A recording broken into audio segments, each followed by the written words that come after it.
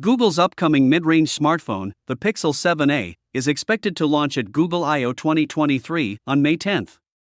According to tipster Dubai and Roy, the phone will be the first mid-range device from Google to support wireless charging.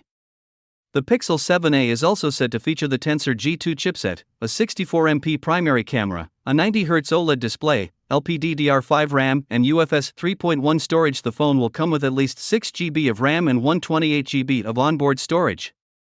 The rear camera setup will include a 64MP Sony IMX787 primary sensor and a 12MP secondary sensor. The front camera may be a 10.8MP lens, similar to the Pixel 7 and Pixel 7 Pro. The phone will run Android 13 out of the box and feature a 5-watt wireless charging solution. The battery capacity and wired charging tech remain unknown, but the phone is expected to have a punch-hole screen and a rectangular strip-style camera island on the rear panel.